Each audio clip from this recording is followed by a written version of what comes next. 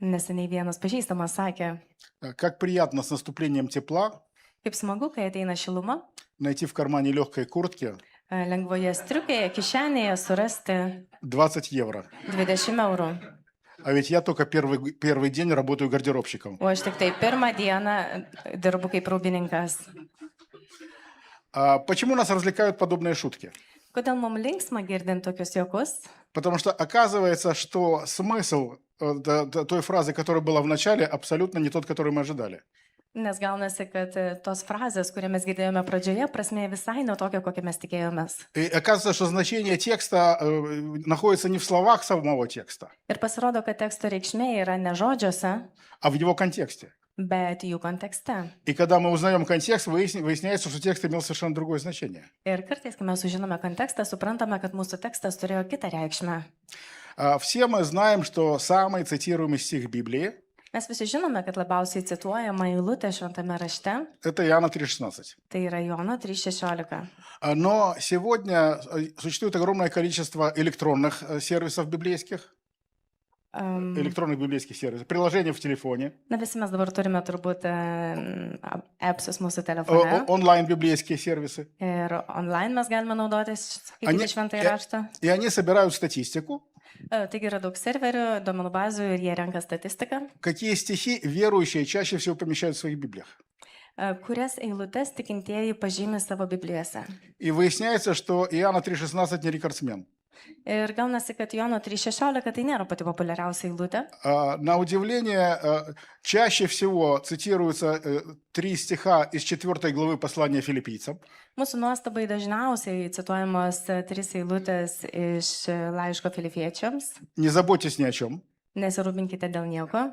Радуйтесь, Господи, всегда радуйтесь. Džiaukitės dėl viešpaties, visą laiką džiaukitės. И все могу укрепляющим меня Иисусе Ir Христе. viską galiu padaryti mane sustiprinančiame Jėzuje. А также стих Римлянам 8:28. Taip pat Romiečiam 8:28. Любящим Бога, призванным по Его изволению, все содействует ко благу. Tiems, kurie myli viešpatį ir kurie yra jo pašaukti, jiems viskas eina į gerą. Ну, послание филиппийцам – это вообще отдельная история. Na, laiškas Filipiečiam tai iš esmės yra atskira istorija. Поэтому о нем мы поговорим на втором служении. Todėl, kai turėsime antrą susirinkimą, kalbėsime apie tai. А сейчас сосредоточимся на этом тексте. Любящим Бога все содействует ко благу. O dabar susikoncentruokime į tą tekstą, kuris sako, kad tiem, kurie myli viešpatį, viskas eina į gerą. Люди, как я уже сказал, чаще всего помещают его в своих электронных библиях. Na, šias eilutes žmonės dažniausiai pažymė savo elektroninėse Biblijose. Неоднократно я видел магнитики на холодильник с этой надписью. Ir nekartą mačiau magnetukus ant šaldytuvo su tuo pačiu užrašu. И часто верующие пытаются утешать один другого в горе Ir labai dažnai tikintieji bando paguosti vieni kitus, kai nutinka bėda. словами, что все происходит все к лучшему. Būtent tai žodžiais, kad viskas eina į gerą. Все ко благу. Viskas į mūsų gerumą. В конце все будет хорошо. Ir galiausiai pabaigoje viskas bus gerai. И если еще все нехорошо, значит еще не конец. Ir jeigu dabar nėra gerai, tai vadinasi dar ne pabaiga. И стоит вопрос, как же так? Ir tada kila klausimas, kaipgi taip? Как может быть все ко благу? Kaip gali būti viskas į gerą? Неужели война ко благу? Argi tas karas, kuris vyksta, yra į gerą? Обстрелы мирных людей ко благу? Ar tie taikūs žmonės apšaudomi, ar tai yra į gerą? Бессонные ночи ко благу? Ar bemiegės naktis yra į gerą? Болезни ко благу? Negi ligos yra į gerą? Потеря близких ко благу? Arba artimųjų praradimas ar yra į gerą? Смерть ко благу? Ar Smert mirtis yra ko į blago? gerą? Что же такое благо? Kasgi yra tas toks gerumas? Какое-то у вас, христиан, благо извращенное. Pas krikščionis tas gerumas yra kažkoks keistas, iškrypęs truputėlį. Но на самом деле мы должны понимать, что наши Библии разделены на главы и стихи. Bet mes turime suprasti, kad mūsų Biblija yra padalinta į pagrindinės eilutes. Но еще 1000 лет времен Нового Завета этого не было. Ir dar 1000 metų Naujajame testamente to nebuvo. И зачастую это разделение довольно случайное. Ir labai dažnai tas toks suskirstimas yra pakankamai atsitiktinis. Есть такая притча, что Стефан Лехтон, когда делал это разделение, Ir yra tokia mintis, kad Stefanas Lekas, kai skirstė į skyrius, он переписывал Библию, когда ехал на хромой лошади. jis perrašinėjo Bibliją, kada važiavo ant šlubo arklio. И всякий раз, когда лошадь спотыкалась, получался новый стих. Ir kiekvieną kartą, kai arklys suklupdavo šiek tiek, gaudavosi nauja eilutė. А когда падала, новая глава. O kada nukriūdavo tas arklys, tai gaudavosi naujas skyrius. Но действительно, иногда это разделение довольно случайное. Iš tikrųjų, kartais tas suskirstimas yra pakankamai atsitiktinis, Но в большинстве случаев это довольно удобно. bet dažniausiai tai yra pakankamai patogu. Я сказал Иоанна 3,16, вы уже поняли, о чем речь. Aš, pavyzdžiui, pasakiau Jono 3,16 ir jūs iš karto supratote, apie ką aš kalbu. Но часто это деление на стихи мешает нам увидеть смысл всего текста. Bet labai dažnai tas suskirstimas į eilutes mums trukdo pamatyti viso teksto esmę. Потому что он должен восприниматься как единое целое, а не набор отдельных фраз. Nes viską turėtume interpretuoti kaip vieną visumą, o ne atskirų frazių rinkinį. И вот этот вопрос, так что же такое благо, Ir tada kitas klausimas, kasgi yra tas gėris, он не возникает, если мы видим, что следующий стих начинается со слова «ибо». mums tas klausimas nekyla, jeigu mes matome, kad sekant eilutė prasideda nuo žodžių taigi. То есть Павел на самом деле сам объясняет, что он имеет в виду. Ir gaunas taip, kad Paulius pats paaiškina, ką jis turi minti, Но нам так понравилось, что все ко благу, bet mums labai patinka ta mintis, kad viskas yra į gerą, что мы даже не заглядываем дальше. kad kartais mes nepasižiūrime, kas yra На toliau. этом останавливаемся. Ir mes sustojame ten, kur mums yra patogu. А дальше говорится, ибо кого он предузнал, Ir toliau yra kalbama, kad tą, kuriam yra paskirta, тем предопределил быть подобным образу сына его. tiem jisai paskyrė būti panašiu į jo sūnų. То есть наше предназначение уподобляться Сыну Божьему, Tai reiškia, kad mūsų paskirtis yra stengtis būti panašiais į jo sūnų. уподобляться Христу. Tai reiškia būti panašiais į Kristų. И это и есть благо, наше соответствие нашему предназначению. Ir tai ir yra gerumas ir malonė mums И все, что происходит в нашей жизни, ir viskas, kas atitinka mūsų оно gyvenime, содействует этой цели, tai iš tikrųjų yra dėl to šio этому tikslo. предназначению. Ir tai yra arti mūsų paskirties. Все наши трудности, Visi mūsų sunkumai, все наши испытания, visi išbandymai, все наши проблемы visos mūsų problemos, в конечном итоге обтачивают нас для соответствия предназначению. visa tai galiausiai mus formuoja, kad mes galėtume atitikti mūsų paskirtį. В Ветхом Завете есть прекрасный образ. Ir Sename testamente yra labai geras vaizdinys. Когда строился храм Соломонов, не было слышно ни молотка, ни зубила. Kada buvo statoma Saliamono šventykla, nebuvo galima išgirsti plaktuko ar kitų statybos įrankių. Каждый камень заранее был обтесан и становился четко на свое место. Kiekvienas akmuo iš anksto buvo suformuojamas ir atsistodavo tiksliai į savo vietą. И это образ того, как Господь готовит здесь нас, камней Его храма. Ir tai yra vaizdinys to, kaip Viešpats kiekvieną mūsų ruošia savo būsimą šventyklai. Этот мир – это каменоломня, где мы проходим обтесывание.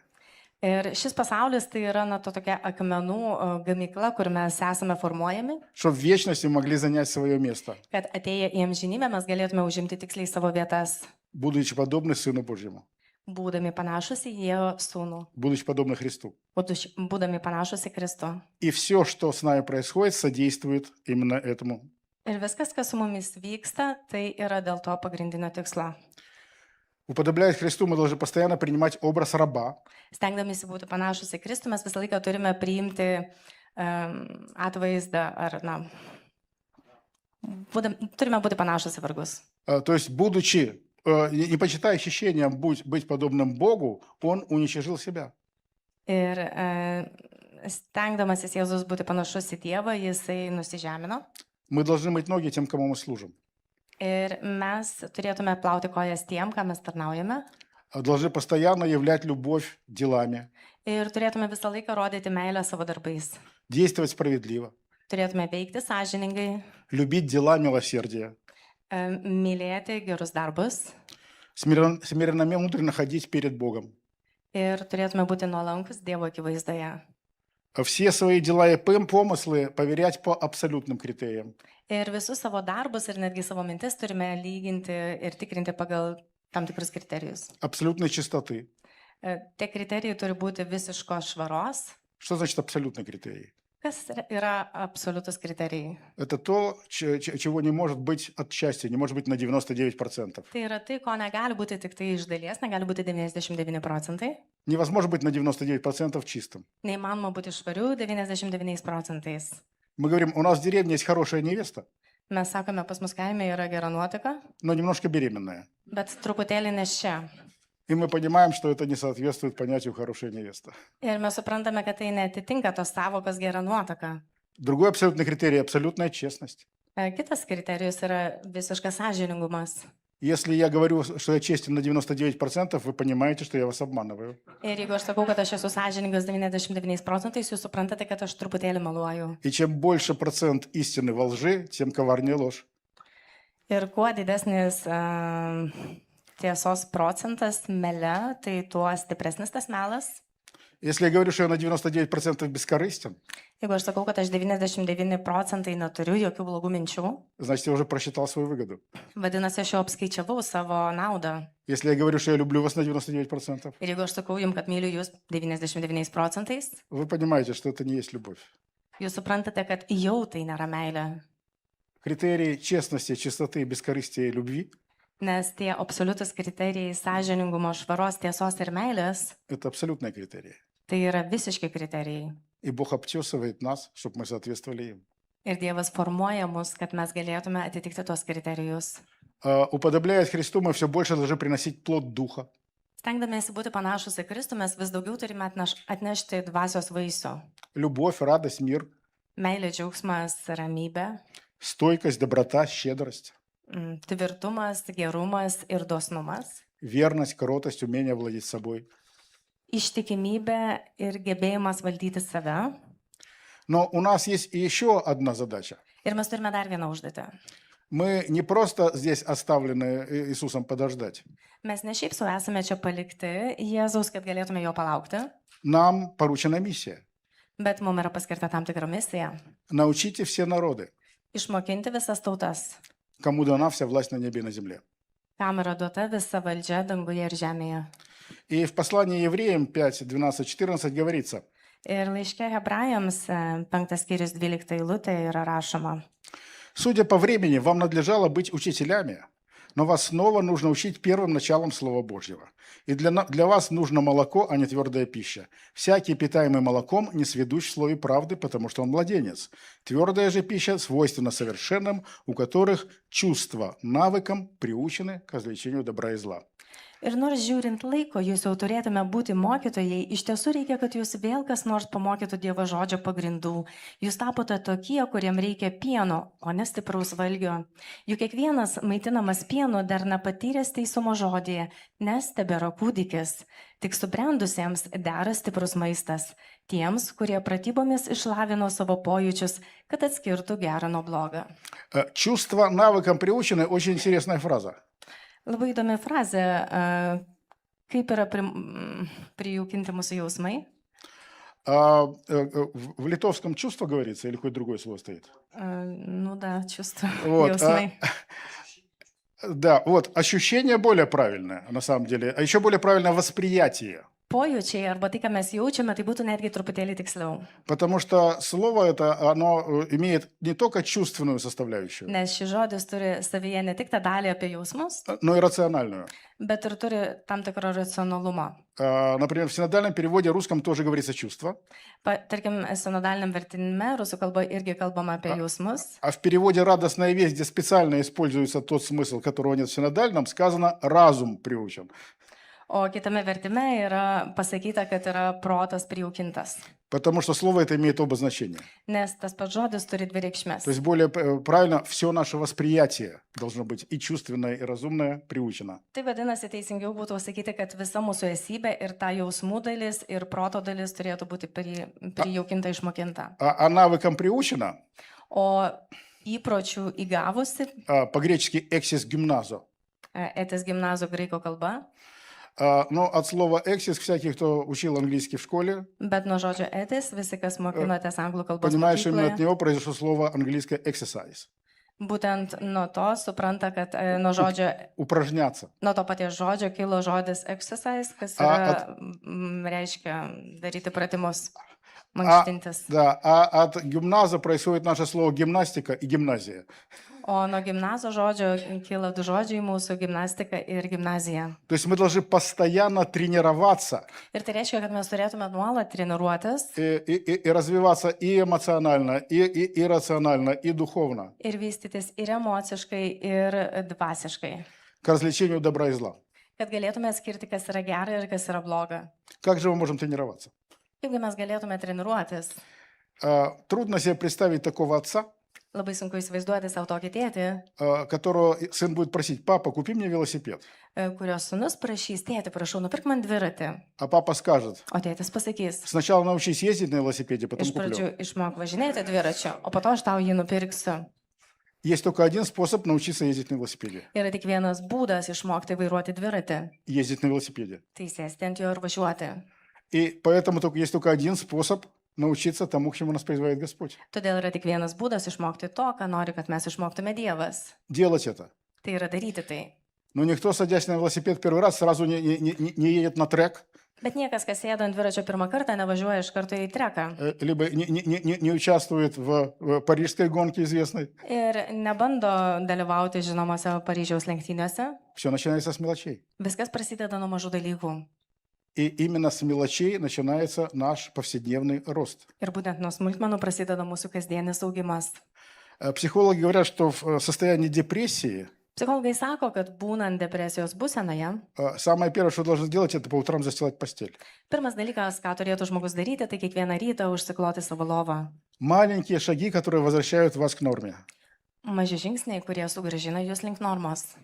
Все наша жизнь состоит из мелочей. Visas mūsų gyvenimas susideda iš daugybės smulkmenų. С того, как вы поддержите порядок на кухне, Nuo to, kaip mes palaikome tvarką ir išvarom mūsų virtuvėje, свалена ли у вас грязная посуда в мойке, или tarkime, вы все это сразу убираете.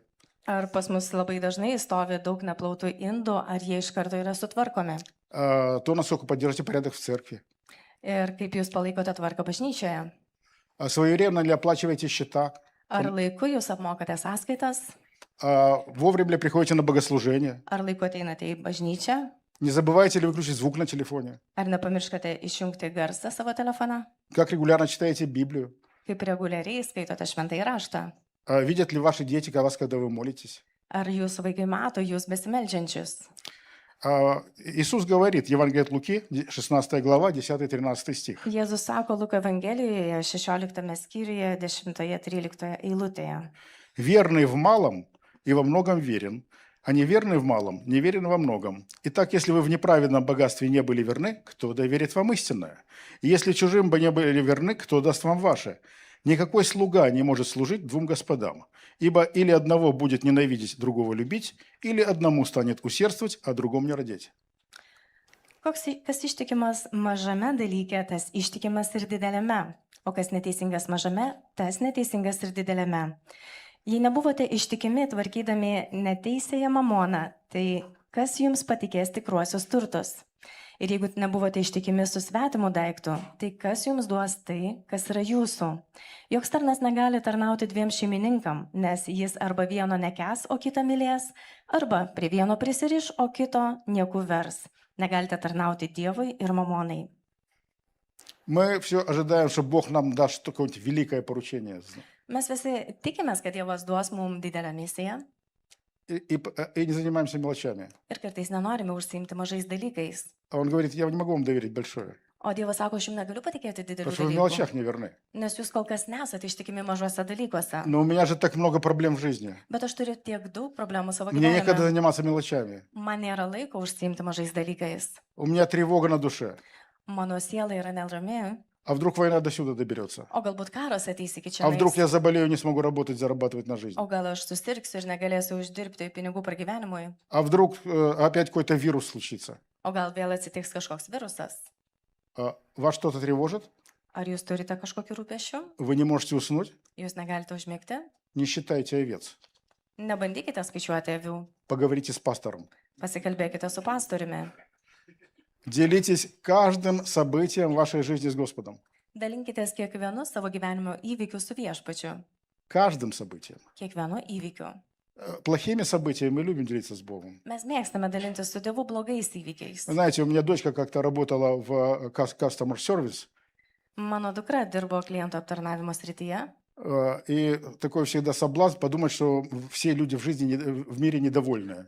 ir, na, jinai turi tą tokią pagundą pagalvoti, kad galbūt visi žmonės pasaulyje yra kažko nepatenkinti. Да просто довольные люди не звонят в customer service. Tai tiesiog patenkinti žmonės nesikreipia į klientų aptarnavimą. Вот у меня такое впечатление, что Бог это такой customer service, потому что принимает только звонки с недовольных Ir людей. kartais atrodo, kad mes žiūrime į Dievą kaip į klientų aptarnavimą ir kreipiamės, kai turime kažkokių problemų. Делитесь с ним всем хорошим тоже. Pasidalinkite su Dievu tais dalykais, kurie yra geri jūsų gyvenime. Благодарите. Padėkokite jam. Поверяйте то, что вам нравится, по его стандартам. Patikrinkite tai, kas jums patinka pagal jo standartus. Потому что знаете, почему очень часто люди не хотят отдавать Богу то, что им нравится? Nežinote, kodėl labai dažnai žmonės nenori atiduoti Dievui tai, kas jiems patinka? То есть есть такое выражение у нас: як тревога, так до Бога. Nes mes turime tokį išsireiškimą, kai turime bėdų, tai mes bėgame pas Dievą. А когда мне хорошо, я не хочу это ни с кем делить. O kai man yra gerai, aš to nenoriu dalintis su niekuo. И иногда причина в этом, что мы понимаем, что нам хорошо не от того, чего нам должно быть хорошо. Ir kartais priežastis yra ta, kad mums gerai ne nuo to, nuo ko turėtų būti gerai. Что мы еще не соответствуем его стандартам, Kad mes dar kol kas netitinkame jo standartų. и у нас живет наша греховная природа. Ir mumise gyvena mūsų nuodėminga prigimtis. Как говорил один мой знакомый, Kaip sakė vienas mano pažįstamas, почему все, что мне нравится, kodėl viskas, kas man patinka, либо вредно, либо аморально, либо полнит. arba kenksminga, arba amoralu, arba nuo to tiesiog nutunkama. Но порой бывает иначе. Bet kartais būna kitaip. Мы понимаем более-менее Божьи планы, Mes daugmaž suprantame Dievo planus, но не находятся в конфликте с нашими планами. bet kartais gaunasi taip, kad tai konfliktuoja su mūsų asmeniniais planais. У нас были совершенно другие намерения. Mes turėjome visai kitų ketinimų. Помните, как апостол Павел хотел просто ходить по заранее созданным церквам Асии, Atsimenate, kaip apaštalas Paulius norėjo tiesiog vaikščioti per skirtingas Azijos bažnyčias, а Дух Святой не пустил его o šventoji dvasia neleido jam to daryti. ни в миссию, ни в Понт, ни в Асию, Neleido jį nei į Asiją, nei į misiją. а привел его на самый край света, к морю, Ir galiausiai atvedė jį prie jūros, į pasaulio kraštą. и дальше идти некуда. Ir toliau jam nebuvo kur eiti. А ночью ему является муж македонянин и говорит: приди, помоги нам. O naktį pas jį ateina vyras makedonietis ir sako, prašau ateik ir padėk mum. И скажи тогда, апостол Павел, ну как же те церкви, которые я создал? Я там хотел быть. Ir apaštalas Paulius galėtų pasakyti, o tai kaip tos bažnyčios, kurias aš sukūriau, aš norėčiau būti tenais. Бог бы нашел другой способ принести благую весть в Европу. Dievas galėtų surasti kitą būdą atnešti gerąją žinią į Europą. Но не был бы апостол Павел, не соответствовал бы апостол Павел своему призванию, своему предназначению. Bet apaštalas Paulius netitiktų savo paskirties ir savo pašaukimo. Не был бы он апостолом Павлом. Tuomet nebūtų jis apaštalas Paulius. Так и в нашей жизни. Lygiai taip pat yra ir mūsų gyvenime. Мы часто ждем, Labai dažnai mes laukiame, когда же закончится война, kada pasibaigs karas, как не vовремя эта болезнь, kaip nelaiku atėjo ta liga, как не kстати нам рождение ребенка. kaip nelaiku gimė vaikas. Я так торопился, а мне по пути встретился этот человек. Aš taip skubėjau ir pakeliui dar sutikau tą žmogų. Мне некогда с ним разговаривать. Aš neturiu laiko su juo dabar kalbėti. Мы пытаемся сами решать Mes вопросы. bandome išspręsti klausimus savarankiškai. Безопасности, карьеры, учебы, Mūsų saugumo, mūsų karjeros ir mūsų mokslų, трудоустройства, финансов. mūsų įsidarbinimo ir mūsų finansų. Говорят, как один беженец-фермер купил пустырь. Yra tokia istorija, kai vienas pabėgėlis fermeris nupirko dykumą И там тяжело трудился. ir jis labai sunkiai tenais dirbo. Поубирал там все камни, Jisai išrinko ten nereikalingus akmenis, выкорчевал пни, išmetė nereikalingus medžio likučius, прополол все сорняки, gerai pravalė žolės nereikalingas, перепахал все, išarė visą dirvą, внес удобрения, навоз. patrešė labai gerai Вот. trašomis. И уже по весне имел прекрасный урожай. Ir jau kai atėjo pavasaris, tai jis turėjo gerą derlių И пригласил пастора помолиться, благословить это место. ir tada pakvietė pastorių, kad jis atvažiuotų ir palaimintų tą vietą. И пастор пришел и был в восторге. Ir pastorius atėjo ir liko tikrai sužavėtas, Как же Господь благословил это место? kaip stipriai Dievas palaimino tą vietą. А фермер говорит ему: O fermeris jam sako, пастор, вы не видели это место, пока Господь справлялся в одиночку. jūs nematėte pastorių šitos vietos, kol Dievas čia veikia vienas. На самом деле все точно наоборот. Iš tikrųjų, viskas yra visiškai priešingai. Когда у нас проблема, мы говорим: помоги, Господи, Kada mes turime bėdų, mes sakome viešpatė padėk. помоги нам выбраться из проблемы, Padėk mums išsikapstyti iš mūsų problemų, в которую мы вляпались, потому что не обращались за помощью к Тебе. į kurias mes įgriuvome dėl to, kad mes nesikreipiam pagalbos į tave. Писание говорит, Šventame rašte parašyta, любящим Бога все tie, kurie myli содействует ко Dievą, благу. tiems viskas yra į gerą. А любовь не бесчинствует, O meilė jinai nedaro netinkamų dalykų, любовь не ищет своего. meilė neieško savo naudos. Любящий ищет, как угодить тому, кого он любит. Tas, kuris myli, jisai ieško, kaip jisai gali įtikti tam žmogui ar asmeniui, kurį jis myli. Что еще сделать, чем еще пожертвовать, лишь бы улыбнулась? Ką galima dar padaryti, ką galima dar paaukoti, kad jinai bent nusišypsotų. Я не прошу у своей жены, дай мне список дел, которые я не должен делать, чтобы тебе было хорошо. Aš nesakau savo žmonai, duok man sąrašą tų darbų, kuriuo aš neturėčiau daryti, kad tau būtų nuo to gerai. Я благоговейно боюсь сделать что-то, что ее огорчит. Aš tiesiog labai bijau padaryti kažką, kas gali ją nuliūdinti. Не потому, что я боюсь ее, Ne dėl to, kad aš jos bijau, хотя иногда стоит, nors kartais vertėtų, вот, а потому, что я люблю ее. bet todėl, kad aš ją myliu. Я хочу всегда ее только радовать. Ir aš norėčiau ją visą laiką tik tai džiuginti. И точно так же любящий Бога Ir lygiai taip pat mylintys Dievą. не требует инструкций. Jie nereikalauja kažkokios instrukcijos, Он благоговейно боится сделать что-то, что огорчит его. bet tiesiog toks žmogus labai bijo padaryti kažką, kas gali nuliūdinti jį. И есть 4 сферы, в которых нам труднее всего следовать за Ir Господом. yra 4 sritis, kuriuose mums sunkiausiai sekti paskui Dievą. Первое – это наши отношения. Pirmoji sritis tai yra mūsų santykiai. Мы должны внимательно следить за тем, как мы распределяем свое время. Mes turėtume labai akilai stebėti, kaip mes skirstome savo laiką. Мы не должны ждать, пока жизнь наступит, Mes neturėtume laukti, kol galiausiai ištiks gyvenimas.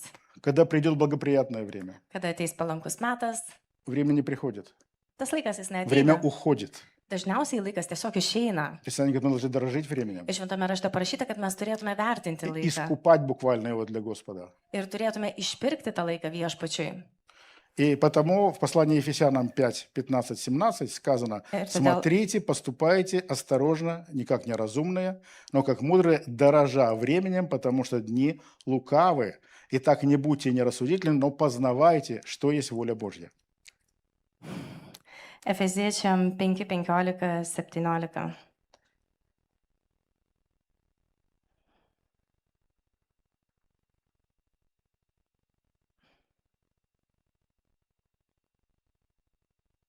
Можно сзади посмотреть. Ten tekstas bėgioja kartais. Dabar žinokit, pamečiau. Sorry. Nu gerai, aš jau perskaitysiu gerai.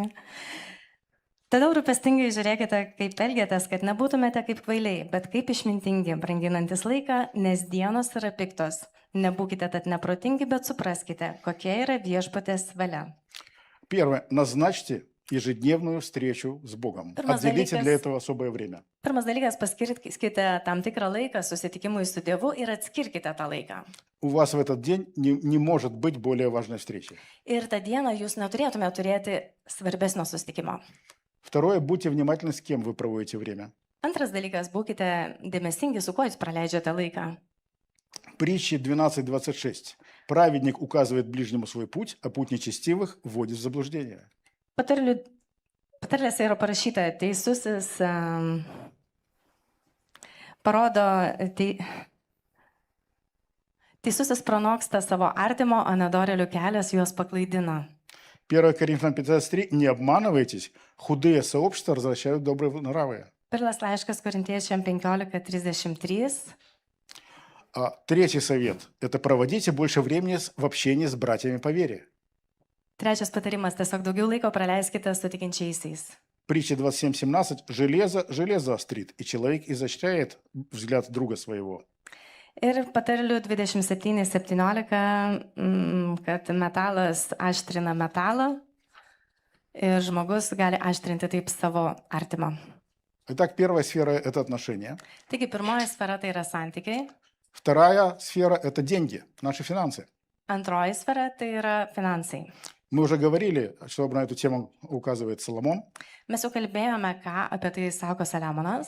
И часто люди спрашивают, а сколько я должен отдавать? Ir dažnai žmonės paklausia, kiek aš turėčiau duoti. В Новом Завете ни разу не упоминаются десятины. Ir Naujajame testamente dešimtinė iš tikrųjų nėra nekarto paminėta. Но вот это как раз вот правда на 99%. Bet čia vat yra tiesa, ta maždaug 99 procentai. Потому что когда Иисус обличает фарисеев за то, что они платят десятину со всякой мелочи, Nes kai Jėzus bara fariziejus, kad jie nemoka dešimtinės nuo visų smulkmenų, Он говорит, потому что вы забыли главное. jis sako, nes jūs pamiršote tai, kas yra svarbiausia. То, ради чего это делалось? Tai dėl ko tai buvo daroma? Правду, милосердие. Tiesa, mielaširdingumą. А дальше Иисус говорит, и это надо делать, и то не оставлять. Ir toliau Jėzus sako, ir tai reikia daryti, ir tai, kas buvo anksčiau, to irgi nepalikti. То есть Иисус говорит, надо это делать. Что, нам этого недостаточно? Tai reiškia, Jėzus sako, mes turėtume tai daryti, ar mums to nepakanka? Но люди говорят, ну, там же не сказано конкретно 10%, в Новом Завете сказано пропорционально своему доходу буквально. Ir kartais žmonės sako, Naujajame testamente nepasakyta aiškiai, kad tai turėtų būti 10%, tiesiog yra proporcingai gaunamom pajamom. Ну, скажу честно, я еще ни разу не слышал человека, который прибегает к этому аргументу, потому что хочет давать больше. Bet žinokite, dar nekarto nesutikau to žmogaus, kuris suranda šitą argumentą tam, kad jis norėtų duoti daugiau. Только когда хочет давать меньше или не давать вовсе. Šitas argumentas iškyla tik tada, kai jis nori arba visai neduoti, arba duoti mažiau. Люди спрашивают, а когда же отдавать? Ir kartais žmonės klausia, o kadagi atiduoti? Ну, апостол Павел пишет, что в церкви Коринфе в первый день недели собирайте. Apaštalas Paulius rašo, kad bažnyčioje Korinte, tarkim, rinkite pirmą savaitės dieną. Но раз в неделю, потому что тогда большинство людей получало плату ежедневно, паденно. Ir buvo siūlymas kartą per savaitę, nes tais laikais žmonės gaudavo atlyginimą kiekvieną dieną. Вот, поэтому, если вы получаете раз в месяц, то раз в месяц. Todėl, jeigu jūs gaunate atlyginimą vieną kartą per mėnesį, galite mokėti vieną Если kartą два per раза в месяц, mėnesį. 2 раза в месяц. Jeigu gaunate 2 kartus per mėnesį, galite mokėti 2 kartus. Главное отделять первое, а не по остаточному принципу. Не огрызок, как было сказано. Atskirti tai, kas yra pirmieji vaisiai, o ne tiesiog jau ieškoti kažko likučiuose. Но почему в первый день недели? Bet kodėl pirmą savaitės dieną? Потому что это воскресенье, это день поклонения Богу. Nes tai buvo sekmadienis, tai buvo ta diena, kai buvo lenkiamasi Dievui. Мы не отдаем Богу, потому что Ему надо, а мы делаем Ему приношение в любви. Mes netiduodame Dievui dėl to, kad jam yra reikia, bet mes tiesiog atnašaujame savo auką, savo meilę. Это часть нашего поклонения, часть И- нашего служения Ему. Tai yra mūsų nusilenkimo dalis, mūsų tarnystės dalis. А третья сфера – это наши интересы. Trečioji sfera tai yra mūsų interesai. Павел пишет в том же 1 Коринфянам, «Едите ли, пьете ли или что иное делаете, все делайте во славу Божью». Paulius rašė, ar jūs valgote, ar jūs geriate, ką bedarytumėt, viską darykite dėl Dievo šlovės. Бог вовсе не хочет, чтобы вы оставили свои хобби, если оно не греховно. Dievas nenorėtų, kad jūs dabar paliktumėte savo hobius, jeigu tie hobiai nėra nuodėmingi. Просто то, что вы делали раньше себе во славу себя, делайте во славу Божью. Tiesiog tai, ką jūs darėte anksčiau dėl savo asmeninės šlovės, būtų gerai, kad bandytumėte daryti dėl Dievo šlovės. Вам нравится петь, пойте во славу Божью. Jeigu jums patinka dainuoti, jūs galite giedoti dėl Dievo šlovės. Вам нравится заниматься спортом, занимайтесь спортом во славу Божью. Jeigu jums patinka užsimti sportą, jūs galite užsimti sportu dėl Dievo šlovės. Как-то еще в самом начале 90-х, при распаде Советского Союза, Kažkada 90-aisiais, kai tik tai sugriuvo Sovietų sąjunga, у нас стала необходимость выпуска самых первых книг в нашей миссии. mūsų misijoje buvo tokia būtinybė išleisti pačias pirmasias knygas, Но все типографии были государственные в Украине. bet visos tipografijos Ukrainoje jos buvo valstybinės. Мы года 2 от вас отставали. Mes, žinote, atsilikome nuo jūsų keliais metais. Вот. И ни одна государственная типография не бралась за печать христианской литературы. Ir ne viena valstybinė leidykla, jinai nenorėjo spausdinti krikščioniškos literatūros. Но мы узнали, что на Западной Украине есть подпольная христианская типография. Bet mes sužinojome, kad vakarų Ukrainoje yra tokia ne visai legali krikščioniška leidykla. И ее организовавшие печатали литературу. Ir tie organizatoriai, jie spausdino krikščionišką literatūrą. Отец Тараса Дятлика, кто знает.